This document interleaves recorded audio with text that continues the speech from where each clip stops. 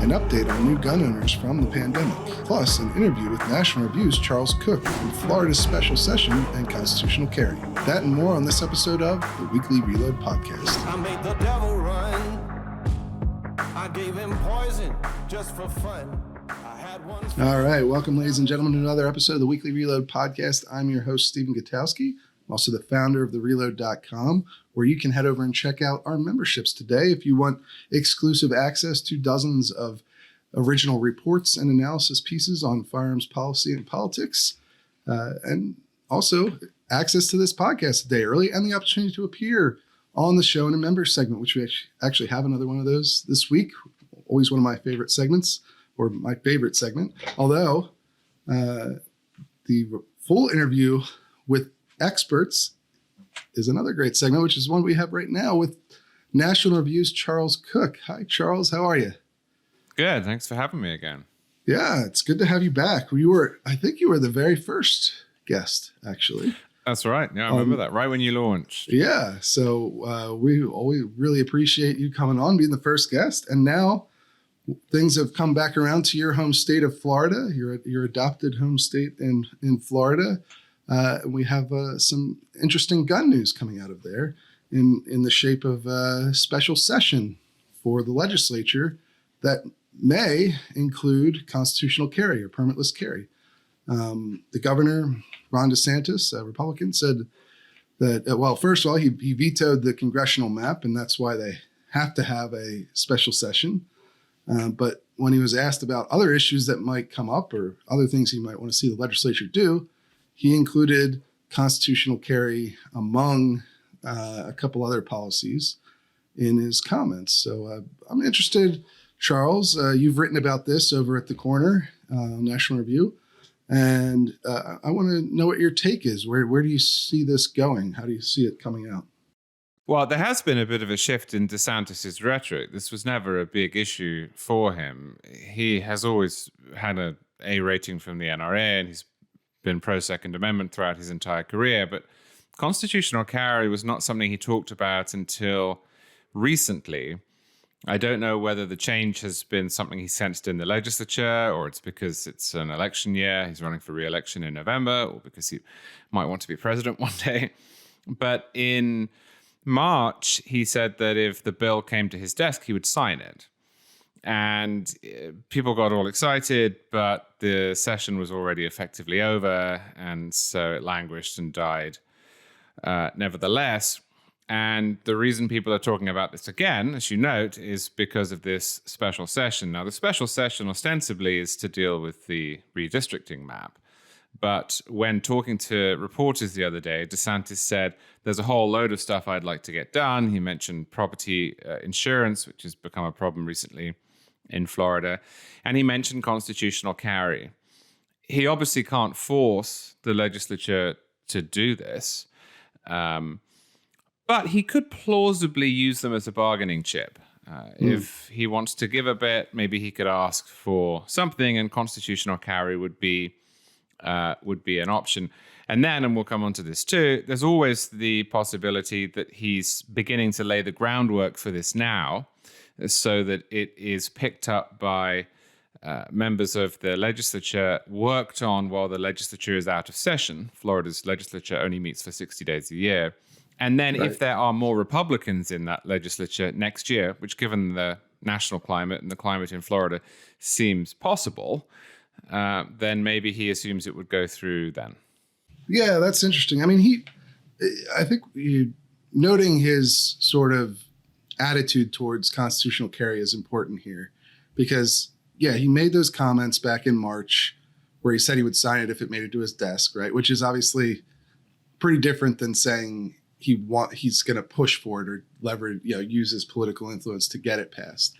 And then at the same time, those comments were made at a fundraiser where gun rights activists had sort of come in for a picture, or what I think DeSantis thought was a picture, but it was actually a video, and then asked him this question, and he reacted with a sort of course I would support that. But he kind of got almost pushed into it. And then even at this press conference about the special session, he was asked what else he'd like to see. And he said, well, I'd like to see these different policies, but the legislature didn't get them passed in regular session, and he didn't seem to think they were going to get them passed in special session either. So I do wonder how much actual momentum there's going to be inside of the legislature during the special session to get permitless carry, constitutional carry passed. Yeah, so Florida's a strange state in this regard, in that it has a permitting system that is popular, not just in the state of Florida, but outside of it. You can get a concealed carry permit for Florida from, through the mail, providing you have the training requirements, that is then good and counts in a huge number of other states. Now, there are some states that require you to be a resident of the state that is attached to reciprocity, but a lot of states don't. So if, for example, you live in Connecticut, as I used to, and you want reciprocity with a whole bunch of other concealed carry states that don't recognize Connecticut, you can get a Florida concealed carry permit. Now, the reason I bring this up is that makes Florida quite a lot of money, because there are millions of Florida concealed carry permits, and in a state with no income tax, you have to raise money somehow. And I've long thought that maybe Florida had held on to its permitting process because it's lucrative. The minute that you get rid of your permits, then you get rid of your renewal fees and application fees. And when you get rid of your application fees, then there's no money coming in at all. I like that because I think that it makes a constitutional right easier to utilize. But I can understand why the state government might say, well, if it's not broke, don't fix it. Of course, what's changed since Florida contrived its shall issue permitting system and its generous reciprocity rules is that we're now at almost half of states in America with constitutional carry. I think you said Georgia is about to become the 25th. Yeah. And that makes Florida look a bit weird, because Florida is disparagingly referred to by gun control activists as the Gunshine State, and yet it still has this older way of doing things. And I'm sure that DeSantis is aware of this. I'm sure that Republicans in the legislature are aware of this, and they don't want to get behind the curve. Yeah, you're absolutely going to see Georgia become the 25th state to adopt permitless carry here in the next week or two. Maybe once they're, I believe the Georgia House, at a time of filming here, had passed their final version of the bill, and it should be reconciled with the Senate, and then on to Governor Brian Kemp's desk, who's already pledged to sign it. Really, already pledged to sign it on this very podcast.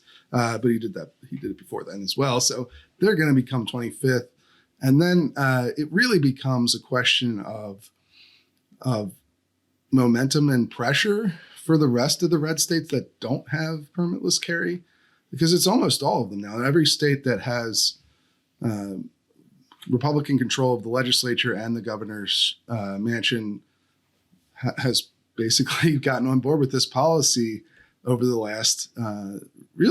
last decade. It's been since Arizona passed their permitless carry.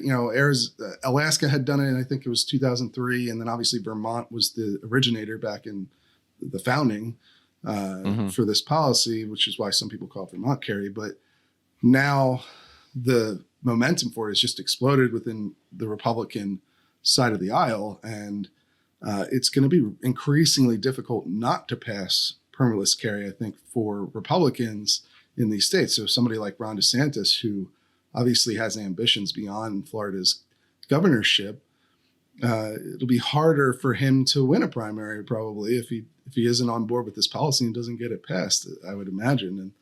And so that's one thing that's clearly changed. And one reason why you think it's possible this special session could actually see permitless carry. But I think that Florida's gun politics are really pretty special when you look at it compared to some of the other red states out there, right? Because even the shall issue law that you guys have, the permitting system you have now, is relatively strict compared to some of the other even where I am in Virginia until very recently. But you need to submit fingerprint requirements, fingerprint records, which is a very uncommon thing for a lot of red states with shall issue permitting. And then obviously Florida just passed a number of gun control laws not that long ago in response to the Parkland mass shooting. They restricted the age of ownership for long guns. They did a number of things. And so you sort of have this very interesting interplay when it comes to gun politics in Florida, don't you think? Yeah, so there are some interesting laws on the books that you would not assume would be there, given that Republicans have won the governor's mansion in every election now since 1998, and that the state has had a Republican legislature, often a supermajority Republican legislature, since 1995, I think. For example, we have a 3-day waiting period. Mm-hmm. Now, if you have a concealed carry permit, it doesn't apply. But it is there. It's actually in the state constitution. We have no open carry. Florida is one of 5-6 states that doesn't have open carry. We have a ban on carrying firearms in the non-secured parts of airports. Again, there are only 5 states where you can't carry a gun into the baggage reclaim or departure hall in an airport. California is one of them, but so is Florida. So in some regards, it has stayed more in the late 1990s, early 2000s more than other states that are dominated by Republicans. That said, the law you're talking about that was passed in 2018 was the anomaly. Mm-hmm. For 30 years, every single change that had been made to Florida's gun laws had been liberalizing. And again, it's difficult to predict the future, but if you look at the trajectory of Florida with the influx of Republican voters, probably with the second term for DeSantis, maybe with an enhanced majority in the legislature, I don't think there's going to be much more gun control on the horizon. So the question is, what will the legislature, if it takes up a gun bill, what will it do? And constitutional carry seems to be the obvious option to me. I don't think open carry would have a chance of passing, and I think the reason for that is tourism. There's a feeling, and I don't think it's entirely unwarranted, that there is a profound difference between somebody carrying a gun in a bag or a glove box or a belt and somebody carrying it on his hip. And, not that I am particularly, especially at the moment, thrilled with Disney and Universal and SeaWorld, Busch Gardens and so on, calling up the legislature and complaining. But I can understand why, from their perspective, they might not want the visual of, widely open carried guns in what is one of the world's great tourist destinations. So, I don't think that's going to happen. Constitutional carry, it really should happen. I mean, I sort of finished by saying that the history that you just related about constitutional carry is actually worth reflecting on. It's a remarkable shift. And you have Vermont's the only state till 2003. Then Alaska joins Vermont. Okay, well, you might expect that, given Alaska's geography. Then Arizona. Okay, 2010. And then all of them. Right. All these dominoes fell. And nothing happened. There really is no difference either way in outcomes as a result of this. And when you have no difference in either direction in outcomes, and you're talking about a constitutional right, then I think the instinct has to be toward getting the government out of the way. If there's no profound reason to do otherwise. So I hope Florida does it, because it seems to me that maintaining this database of people is superfluous. Yeah. I just think it's always interesting because states like Florida and Texas have a reputation for being these extremely gun-friendly states, but a place like Virginia, for instance, which has trended bluer over the last decade or decade and a half, and obviously with the exception of the most recent election here for governor. But Virginia's gun laws have always been a bit more open than Florida or Texas until very recently. But yeah, certainly the momentum for constitutional carry, for permitless carry, has been incredible over these last decade. Really just a decade. You've gone from it being a tiny fringe policy by states with really minuscule populations like Vermont and Alaska to being the dominant policy and about to be the policy in half the country, with some possibility that even the Supreme Court could mandate it as necessary under the Second Amendment. I don't think that's the likely outcome of the gun carry case that they're hearing right now, but it's not an impossibility.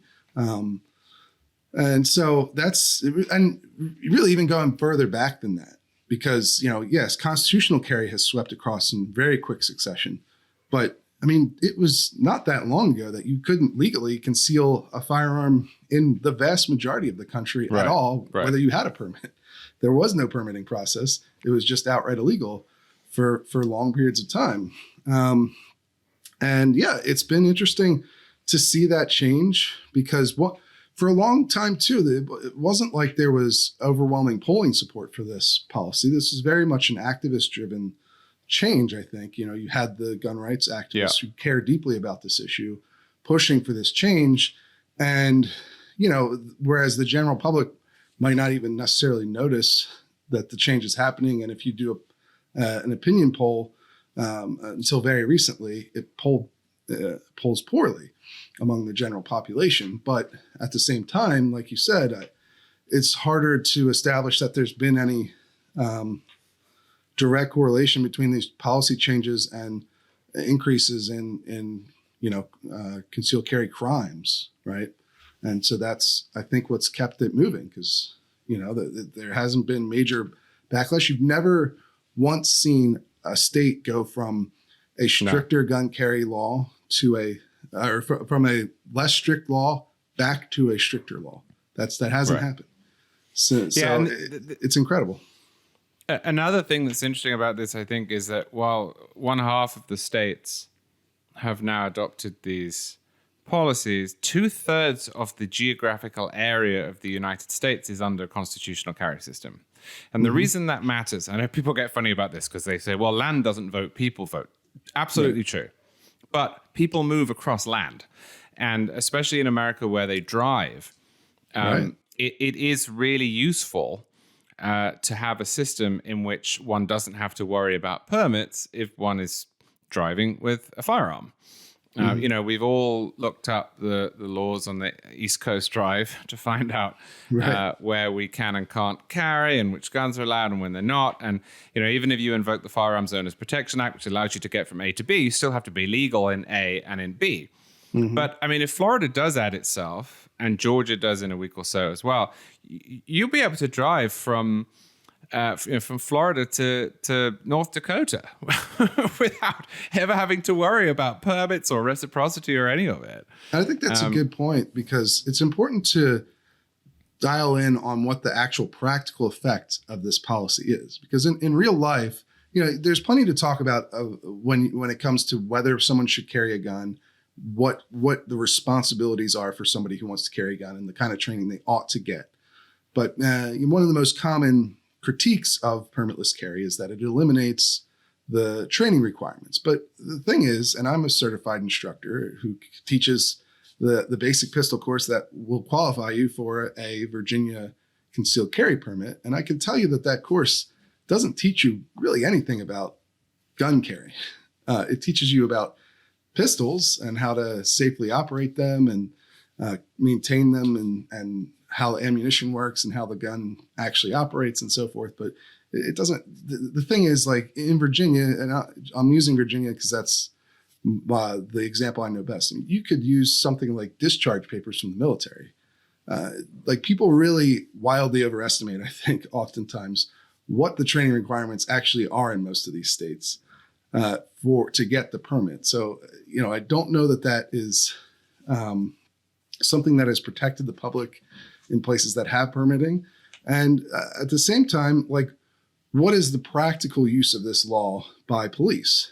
And, oftentimes, as we've seen public defenders come out and say, whether it's in the Supreme Court case or there was recently a press conference in Detroit by a number of public defenders, these laws are used disproportionately against minorities who are carrying guns without permits. And, what it really is eliminating is just the charge of having a gun on you without any further proof that you've done anything wrong or intended to commit any other sort of crime. And so that's sort of the practical output. And like I mentioned there, you should consider how those crimes are actually charged in real life as well. Mm-hmm. Well, and people also misunderstand what constitutional carry does. I just see every single time I write about this, I get emails from people who say, well, it's crazy to allow anyone to carry a gun. That's not what this does. Right. It just inverts the presumption such that you don't have to apply to demonstrate it. All those who are prohibited from buying or owning or possessing or carrying a firearm are still prohibited. Right. So if you're a prohibited person, it doesn't. You can't even touch a gun. It doesn't, right. That's the reality. It doesn't change who's prohibited from owning firearms or from possessing firearms. All it does is eliminate this permit and that's what I mean by like these charges that get brought where they're not connected to some other crime. In Detroit, at least according to the public defenders there, 97% of those arrests were for Black males.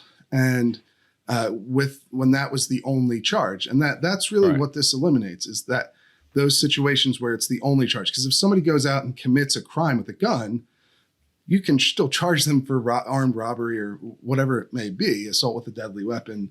It has no effect on that constitutional carry. All it has an effect on is this when you're charging somebody for carrying a gun without a permit. And so you can see why some police groups might oppose this, as they might oppose a broader reading of the Fourth Amendment because it makes police work more difficult. In theory, you can't just catching someone with a gun doesn't inherently make it a crime anymore in states that have permitless carry. And so, police might think that takes a tool away from them, right? But if you're a civil libertarian, obviously the priority isn't necessarily how easy it is for police to do their jobs, right? Yeah, and a good example of illustrating this is Florida's rules on vehicular carry, because in Florida, to carry in your car, you need no license whatsoever. You just need to be eligible. The car under Florida law is an extension of your home. It's your domicile.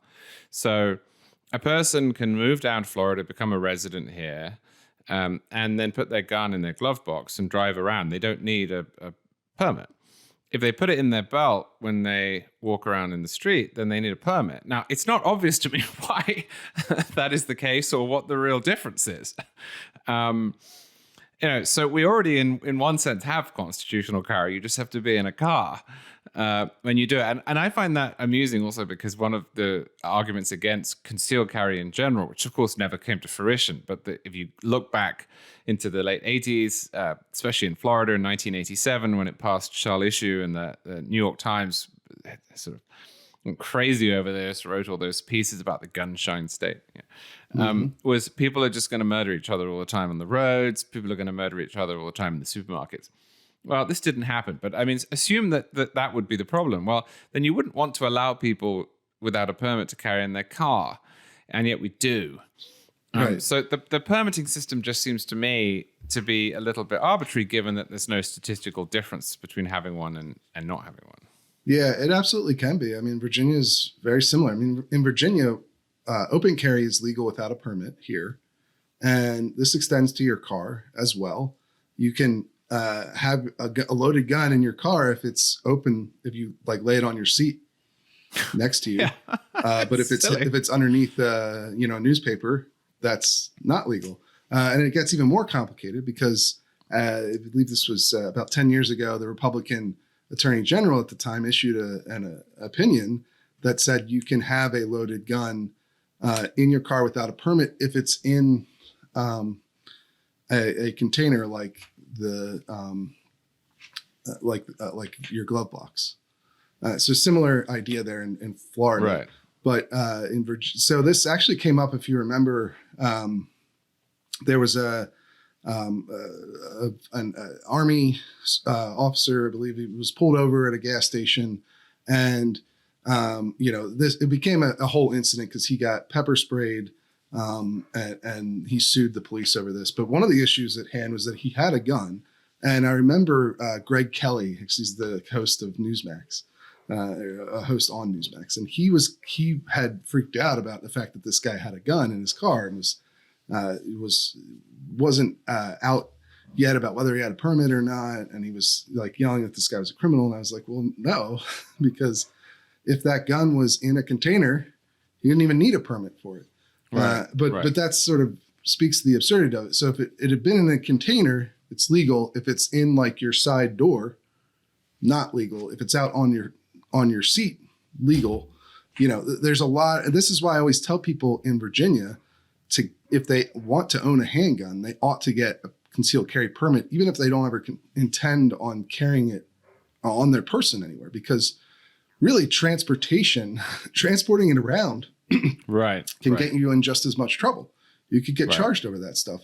And, if you don't transport it properly, if it's loaded when it's supposed to be unloaded, and the police pull you over and they consider it to be concealed instead of openly carried, or whatever it might be, or even if they might not even of course know some of these exceptions and arrest you anyway. But the point is, like, there's a lot of arbitrariness that goes into these distinctions, especially in states where it's you don't have a permit requirement for open carry, but you do for concealed carry, and so. Yeah, I mean, I think that goes along with the point you were making about the complexities of this, and why people support streamlining it by just removing the permitting process. Yeah. And the last thing I would say on this trend is that it's once again worth reminding people that this was not a policy that was imposed by the Supreme Court. In fact, the Supreme Court has largely stayed out of this. Now, there is going to be a carry case this year, although I don't think it will reach the question of constitutional carry. The change in this, both the original adoption of concealed carry permits and move to shall issue, and then the adoption of constitutional carry, has been achieved by legislatures. Legislatures full of people who won elections and then were put up for election and re-elected. It was not imposed by Justice Scalia. It was not an edict that came down from on high. It was not state Supreme Courts that did this. It was legislatures, and governors signed it. And you're right about public opinion. It's rare that you see a poll showing majorities thrilled by the idea, but they also don't hate it, because if they did, you wouldn't have this many states doing it. You would see people losing elections over it. It's just not a salient issue for people. And again, the reason for that is that they have worked out by now that every time that the concealed carry rules are loosened, someone stands up and says this is going to lead to disastrous consequences, and it just doesn't. They still say that, by the way. You still have no, they do.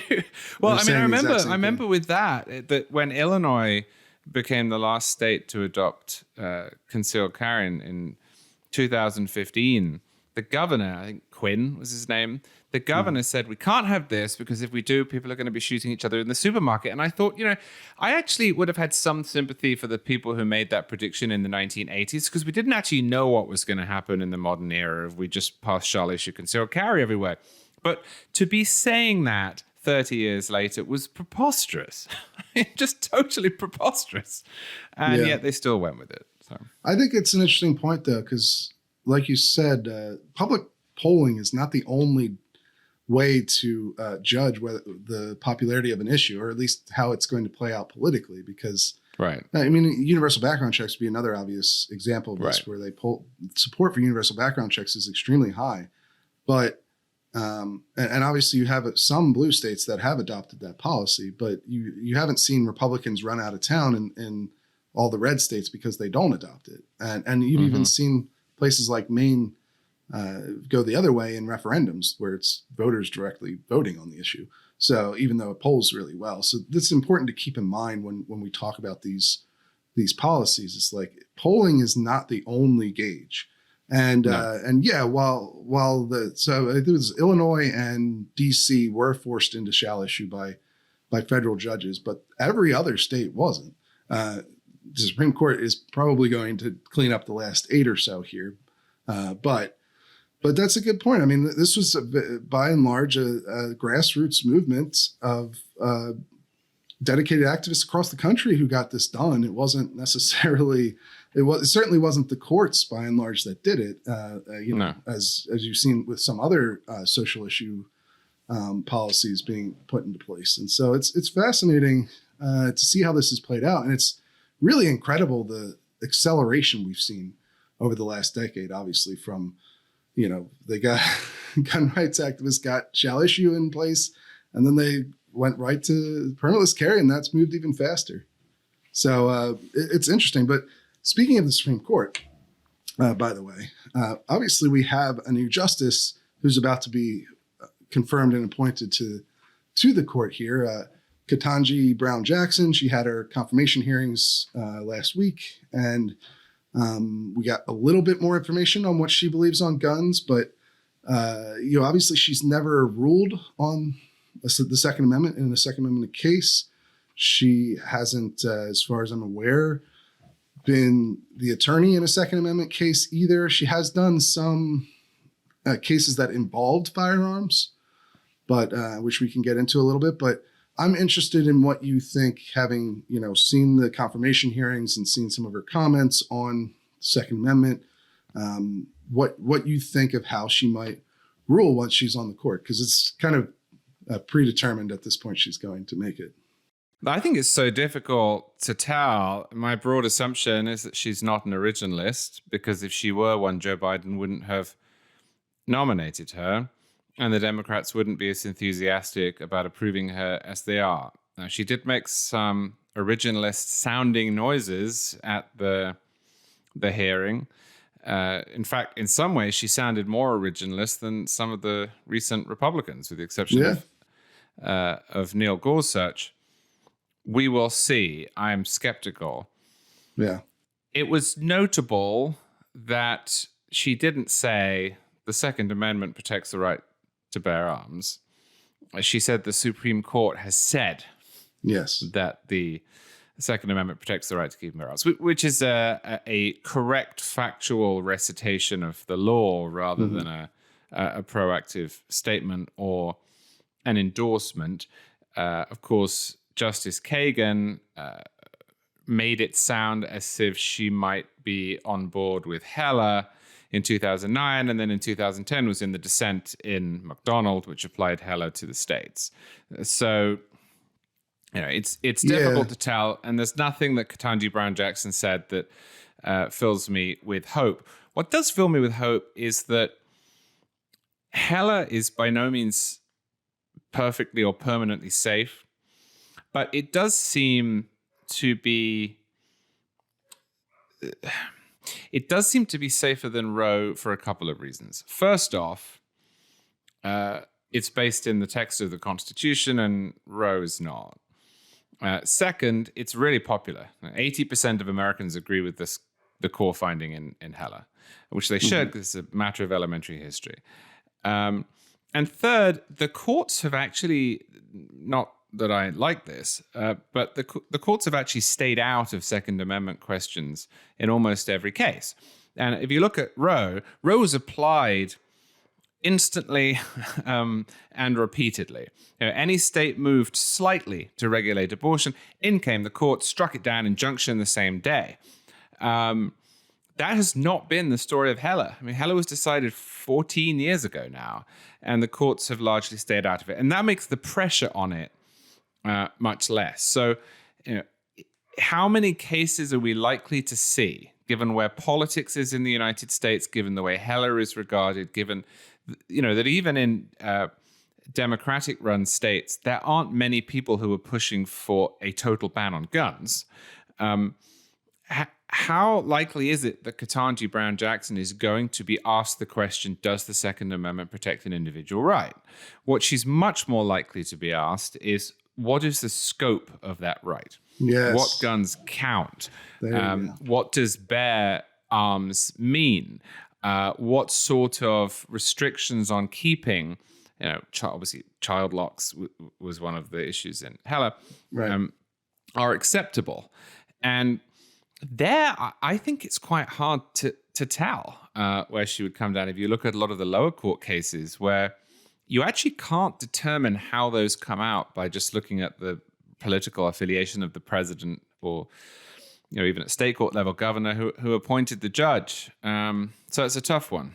Yeah, absolutely. But I think it's interesting, because she hasn't actually ruled on the Second Amendment at all. You're kind of stuck looking at these things that are more like signs than any concrete evidence. Because she took the classic sort of Ginsburg approach that they all take now of reciting what the precedent is, saying she recognizes the precedent, but without giving her personal opinion or her personal take on how she would rule, because you don't want to bias yourself against cases that are going through. She was specifically asked, I believe, about. Well, she was asked about. There was a couple things. She got, like you said, she agreed that it was a individual right to keep and bear arms. At one point, she's added in the home, because that is technically the precedent. Technically, the precedent in Heller is that you have a right to own a handgun inside your own home for self-defense, and it's an individual right. But she went a little bit further than that and left the handgun part out. But sort of summed up what Heller actually said in the basic terms. Then she said, she was asked if it was on equal footing.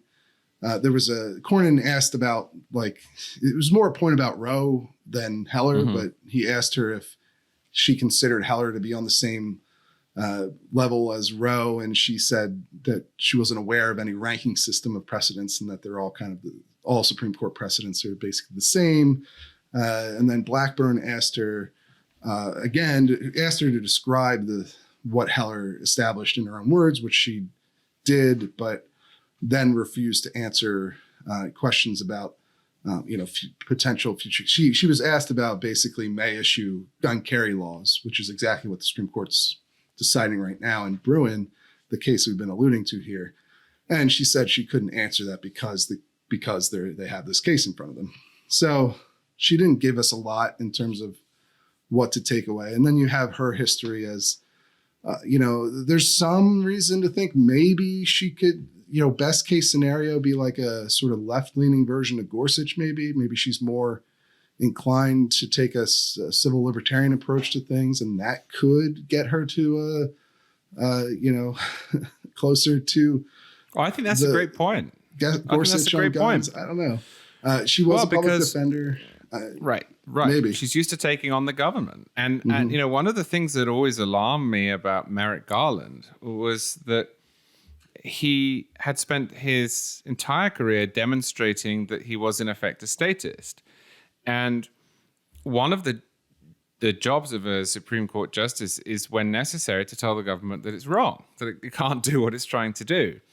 And so while the Democrats rallied around Garland because they wanted him there and they wanted him to protect Roe and they didn't want Scalia replaced with a Gorsuch, had they been choosing a nominee from scratch, I think they wouldn't have chosen him, because he's on the other side of a lot of criminal justice questions, for example, that progressives care about. And what we've seen with Ketanji Brown Jackson is that they don't have that problem this time around. They've been able to say, look, this is somebody who defended terrorists against the government. Right. Which was with Cato, by the way. That's a libertarian think tank. She filed that one. Exactly.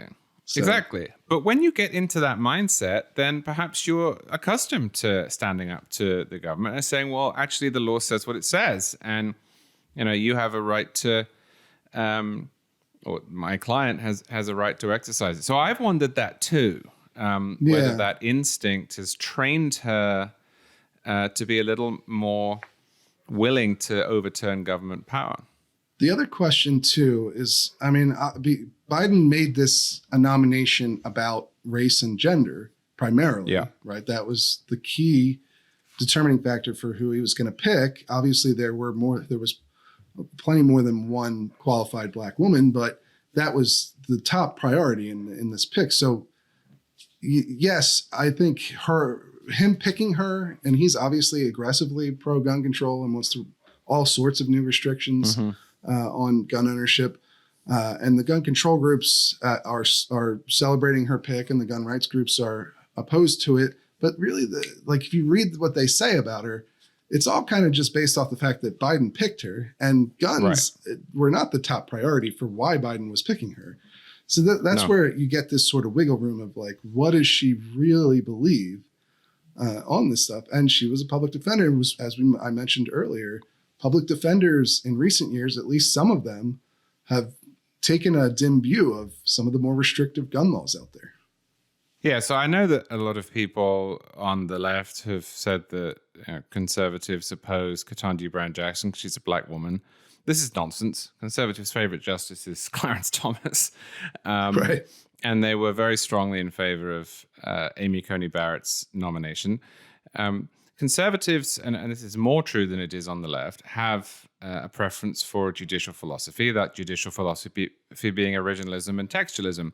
And as such, they are prepared, as we saw in 2016, to block nominees when they can that they don't believe have it. Now, the reason I mention this is that it is entirely legitimate for the two political parties to nominate people to the Supreme Court that they think are likely to approach the law in the way that they would prefer. So on the right, you have originalism, and on the left, you have living constitutionalism, which isn't really a coherent or morally defensible theory, but at least has a political element to it.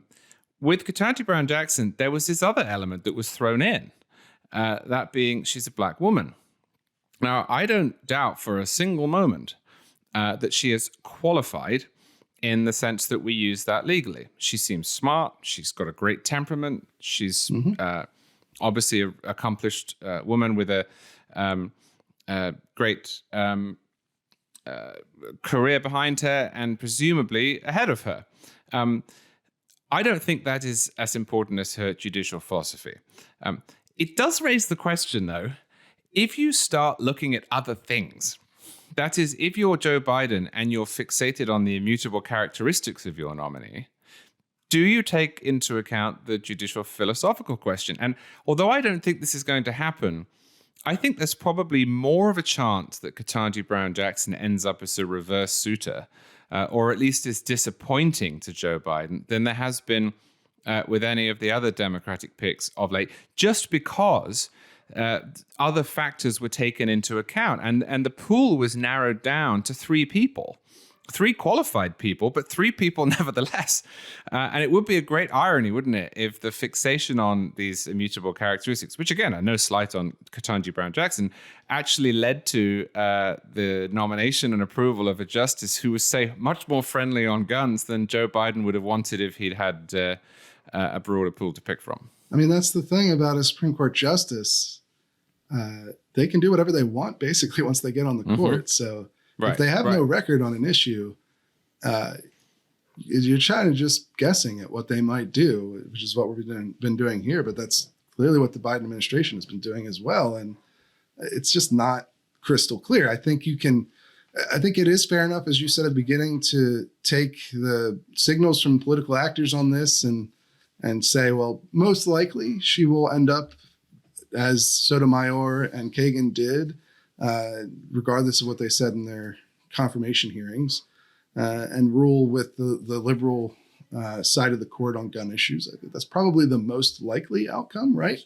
But there are interesting things in this whole confirmation and appointment process that it's just, I think it's worth noting. It's not 100% in my mind. No, and it's always worth remembering that we now live in a post-Heller world, and you can't go back to the status quo ante. I occasionally read anti-Second Amendment writers saying, well, if we overturn Heller, we'd just be back to where we were before. That's actually not true. You hear this line from those who believe Heller was wrongly decided, that the Supreme Court had never said until 2008 that the Second Amendment protected an individual right. That's true, but that's not the same thing as no one having thought until 2008 that it was an individual right. And I won't reiterate this. Your listeners have heard me go through this before. But if you go back to the founding, this is not really much of a debate. If you look at the late 18th and early 19th century, this is really not much of a debate. Yes, no, the court cases didn't really come up, but that's because it was fairly obvious to everyone what the Second Amendment meant. If you overturn Heller, then what you are saying is not, well, we've never addressed this. You're saying the Second Amendment does not protect an individual right. And that is a different world than the one that existed prior to Heller. And I have to think that even the most skeptical judge would be aware of that, and that it would be quite hard to get to a point at which Heller was explicitly overturned. So again, I can't quite see a circumstance in which Jackson or her colleagues would be able to overturn Heller. I can certainly see them destroying it by 1,000 cuts. Yeah. And I mean, there's just so little Second Amendment litigation at the federal level, right, at the Supreme Court level at this point, compared to like the First Amendment or the Fourth Amendment, right? That there is, in her lifetime, you're likely to see a lot more Second Amendment cases. So it really does matter what she believes. But I think that we covered it pretty thoroughly here, and we really appreciate you taking the time to come back on the show. Our first guest returning again. It's been almost a year now since the Reload launched. And so we really appreciate you giving us that support and giving us your time. Thank you. That's an absolute pleasure. All right, it's time for the news update. I'm here with contributing writer Jake Fogelman. Welcome back to the show again this week, Jake. I think you have an interesting story about trends in gun ownership during the pandemic. Is that right? Yeah, we have a really cool new survey that just came out from the University of Chicago, detailing kind of stuff that we've covered for a long time here about the surge in gun ownership during the pandemic. We got some good data now for the 2-year period from March 2020, when the pandemic really started in the U.S., to March of this year. And what they uncovered was fairly remarkable. 5% of all U.S. adults became first-time gun owners during that time period. So 1 in 20 adults bought a gun for the first time, according to the survey at least. And among those, 69% were people of color, they found, compared to just 26% of pre-pandemic owners. So like clearly a remarkable jump in the amount of minorities buying guns for the first time. It's huge. And they were highly skewed towards younger gun owners, which is also pretty big because younger gun owners traditionally weren't really represented in gun ownership broadly. I think they said 86% of first-time buyers were under the age of 45, compared to just 40% prior to the pandemic. So pretty remarkable numbers here. That is incredible. And this is from the University of Chicago, so it's sort of a more academic look at this topic than what we've seen before, because most of what we've been relying on, I believe the University of California did a survey of just people in California, or I think they looked at the registration records in California, which backed up the most commonly cited stat, which comes from the National Shooting Sports Foundation, which is the industry's trade group. And they did a dealer survey where they asked gun dealers what their impression of their customer base was. And that's how we got the numbers we've used in the past of, I think it's 13.5 million or so new gun owners over that 2-year period, according to NSSF. And so now we have sort of another data point to look at, which is 5% of the adult population bought a gun for the first time, which I think you run the raw numbers, it's a little bit less than what NSSF has brought in. But these other statistics match up pretty consistently with what that NSSF report had found and what the industry has been saying for a while, which is that gun owners are getting younger and more and more minorities are becoming gun owners as well. And so that seems to be exactly what's reflected in this survey, right? Well, that's right. Yeah, it brings a little bit of empirical context or more empirical context to some of the observational data that we've covered and that you saw thrown around in the media quite a bit. So while you said, like, yeah, the numbers might not be exact, but it does point to a real trend that's been backed up over and over and over from different surveys. And what's even more remarkable, another thing that they found in this survey was the attitudes of these new gun owners towards gun laws. So we've known for a while in past gun surveys that folks that own guns are typically more likely to be opposed to gun control than those that do not. And that same trend held for these first-time gun owners. And in fact, on some policies, they were actually more opposed to gun control than the previous gun owners that bought before the pandemic, which is, just another astonishing finding that a lot of these first-time gun owners are hardcore about their gun rights, or at least a decent chunk of them are, rather. Yeah. And that's getting into the territory where it's sort of adding credence to things that we've predicted would happen, right? Where we said, there's all these new gun owners, and gun owners tend to be more favorable towards less restrictive gun laws.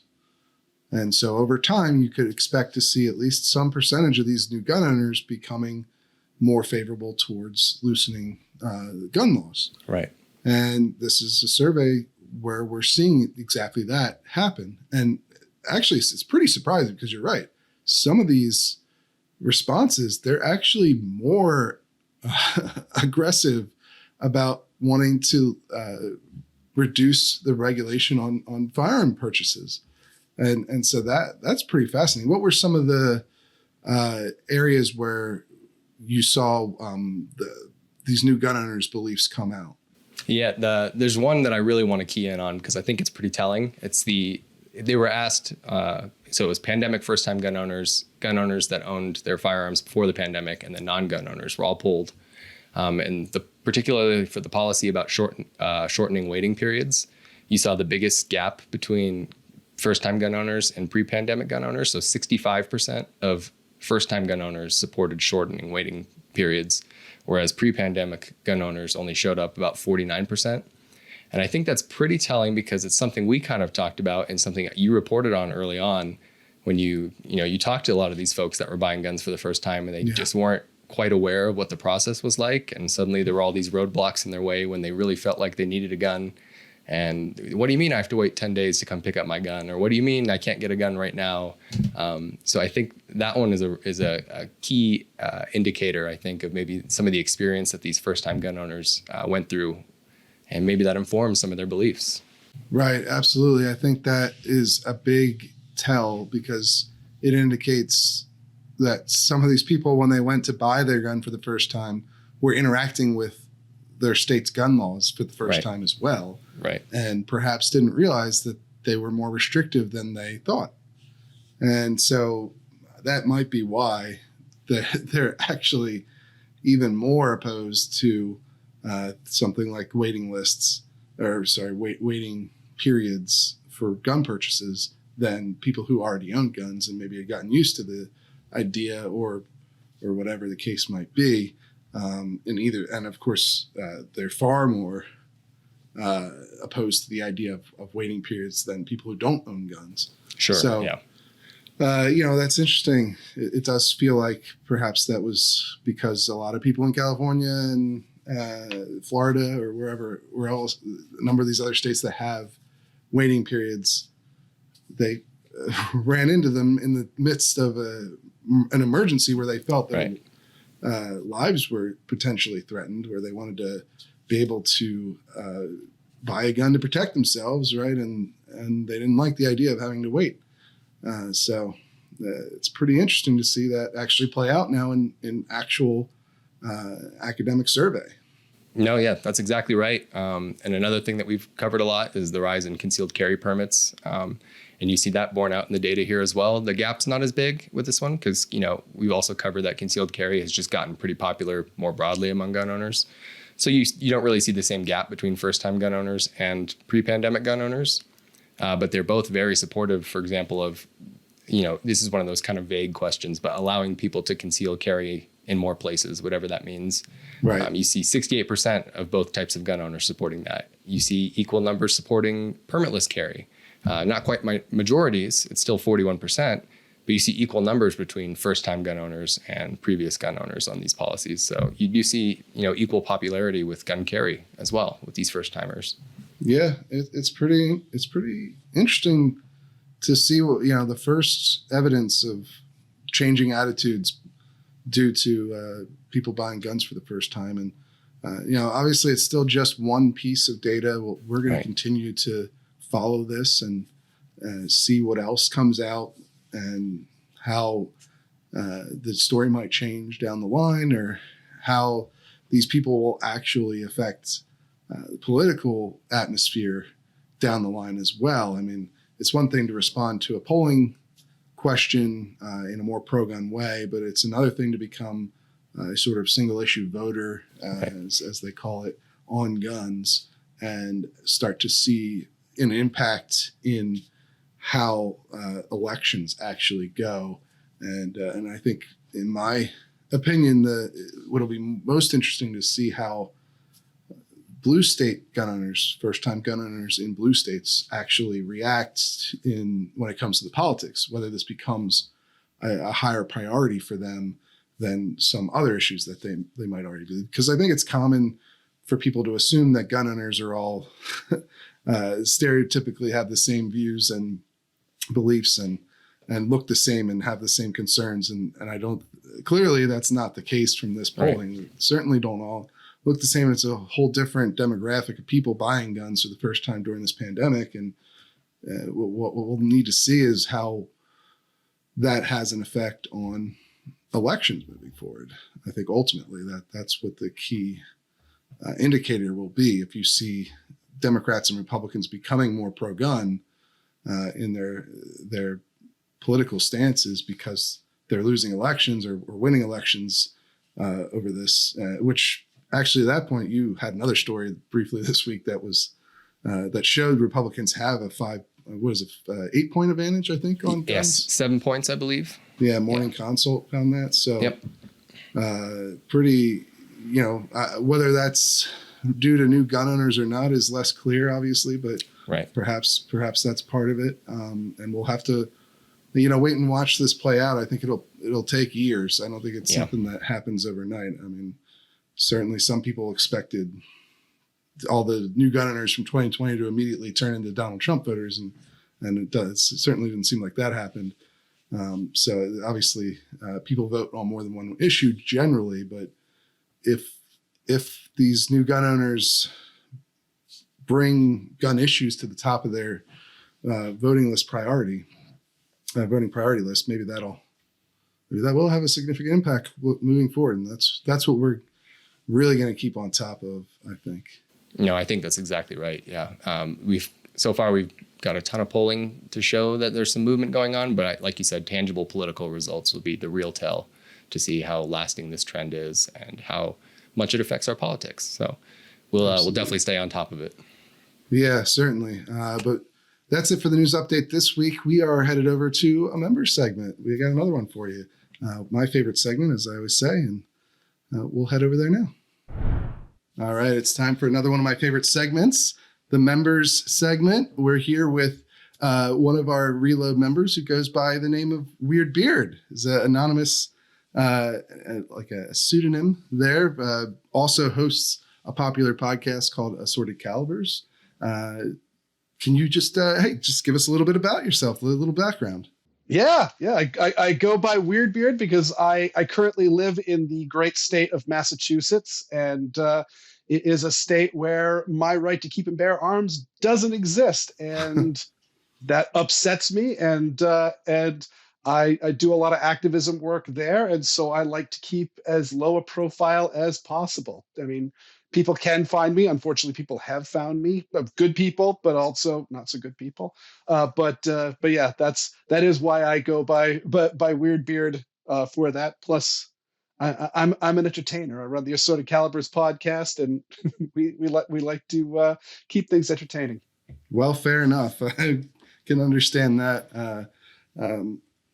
And so, why don't you just give us a little bit about how you got into guns? When did you first start shooting? Did you grow up with firearms, or was it something you got into later on in life? I grew up in southern Maine. I was born in Portland, and so I was always around guns because it's, even though Portland is the biggest city in Maine, it's still a very rural state. And so, like, I mean, I would, relatives would have a deer rifle hanging on the wall. It was not an uncommon sight. But my folks were not pro gun people, still are not pro gun people, and so I grew up in a very anti-gun environment.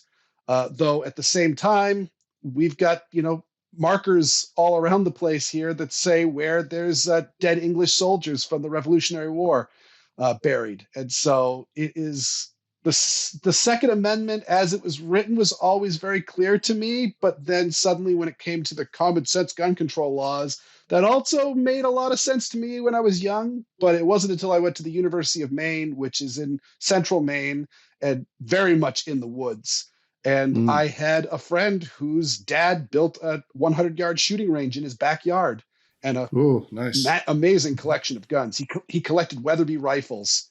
And so one of the first guns that I shot, not the first, but one of the first guns I shot was a 460 Weatherby Magnum. And I have been madly in love with recoil ever since.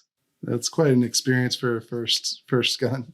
Yeah, that got me to start reading up at that point in time. I was 19, a poor college student. I didn't have enough money for a gun. And so therefore I just read about them and started learning about them. And my toe into activism came when I moved to Massachusetts, and I had some guns from Maine, and I realized, I need a permit to own these here. Well, let's go get that done. And while applying for the permit, I believe this person was just a secretary, not even a peace officer. They were working for the detective that was in charge of the permits it was Medford, Massachusetts. I said to her, well, is the concealed carry license, does that cover everything? Can I get just one license and have that be all I need? Yep, that's all you need. All right, well, I'd like the concealed carry license. Well, we don't issue those. Right. And I realized I hadn't even given her my name. I was new to the town. She didn't know who I was, but she said, no, you will not be carrying a firearm in the state of Massachusetts while we're under your watch. And that enraged me. That's not even an uncommon experience, I think, for people who actually try and obtain gun carry permits in May issue states. You'll often hear people say, law enforcement just straight up told me you aren't going to get one. You can apply, but you won't get one. So it's interesting to hear. Yeah, that's how Massachusetts and most places work is, either the place that the town I live in right now, when we bought a house, that was one of the key points where we're going to own property. We're going to own property in a place that doesn't treat me like a criminal. And so as long as you pass it's shall issue here. Essentially, there's all the may issue framework works. They ignore it, which is great. And that's most towns in Massachusetts. But then there are towns where it's essentially no issue. Unless you know somebody or can grease some palms, you're not getting it.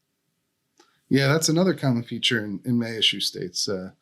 California's like that. A lot of places where absolutely once you get outside of the cities, even though the law is may issue, they treat it more like shall issue. And so that's interesting. And so what was it that made you want to start the podcast? I had actually started doing podcasts with other people. I'm a big fan of podcasts. I love listening to this podcast, and I'll have to have the awkward thing of fast forwarding through the part where I don't want to hear myself say stuff that I already heard myself say. But so I love the medium. As a teenager, I started listening to a lot of talk radio. And so I really loved that news and talk format. Even when I was a left-wing kid, I still listened to Rush Limbaugh every day. I didn't agree with anything he said, but I loved the medium. I love the art form.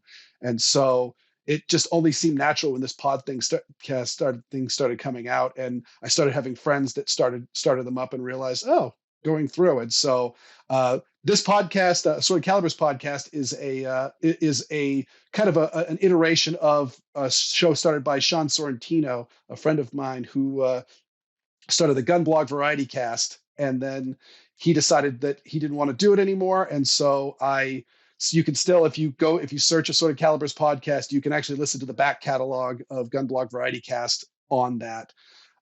But so yeah, it's a variety show format podcast where we've got a number of contributors, including Stephen Katowski has appeared on Yeah, it. You might that's have heard of him. And so it's a good time. We mostly talk about Second Amendment news from a nonpartisan standpoint for it. So also, if you are not what you might call the atypical that most people cater to, such as the libertarians and the conservatives and all that, but you believe in our Second Amendment right, I hope that it's a friendly place for you. Yeah, and I really enjoyed being on the show. Honestly, I thought it was really well done. You do a great job with it. So Well, thank you. What was it that got you interested in the Reload? Really, part of doing Second Amendment news, I'm reading news stories constantly, and specifically in the David Chipman stories, your page was always the first one to show up. And I'm like, who is this? Who is this guy? And eventually I just reached out to you. I'm like, hey, do you want to come on and talk about this? And it was super easy. You're just like, yeah, absolutely. And so, yeah, then started reading the Reload. And I won't lie, I read not as a member for probably about a solid year. And I feeling guilty about it because, I mean, you do a lot of hard work and so I really wanted to chip in and help. So my New Year's resolution this year was to become a Reload member. Yes, and it really does help. I mean, that is how we fund our reporting. That's the only way we fund it right now. There's it's the members who make this all happen. Wouldn't be possible without you guys. So I really genuinely do appreciate it, and I really like talking to members because it's like such a eclectic group that we have. I think it's pretty unique out there in the world, and we got a lot of leaders of the top gun groups subscribe to the Reload. A lot of people on the Hill subscribe to the Reload in the Senate and the House. But we just have like a wide variety of everyday gun owners as well who subscribe and are interested in supporting what we do. And that really is what makes this all worthwhile, because it's a lot of work, but it's very rewarding when you get to actually meet some of the people who make it possible. Yeah, no, I gotta say, I really appreciate the reporting that you do, because there really isn't anybody else who's doing quite what you're doing is doing primary source reporting. I mean, certainly I do a lot of reporting on the Assorted Calibers podcast, but it's all, joining in secondary sources, secondary reporting, where I'm gathering up the information and presenting it to people. Which is important too, of course. But so how can people find Assorted Calibers? Where do you usually send people if they want to listen to it? There's assortedcalibers.com is our website, and we put all the stuff up there. There's also, you can just go into any of your podcast apps. I mean, you're listening to this right now, so whatever you're listening to this on, just hit that little, search button and just type in Assorted Calibers podcast, and it should pop up. Awesome. Well, I'll have to come back on the show again soon. Now that you've been on, we've swapped. Yeah, because yes. I really enjoyed it last time. It's always good to have you on, Stephen. Yeah, and I really would like to come on again soon, so we'll have to arrange that. But that's it for this week's episode. If you want to become a Reload member out there, if you want to support what we're doing, the reporting, and potentially have an opportunity to be on the show, head on over to thereload.com and check out our membership options today. We have monthly memberships. We got a yearly membership that gives you basically 2 months for free. And we have a lifetime membership if you're feeling particularly generous about supporting our work. And we'd recommend you head on over there today and check it out. You'll get access to exclusive content in addition to this podcast a day early. And again, the opportunity to appear on the show. But until next week, we will see you guys soon.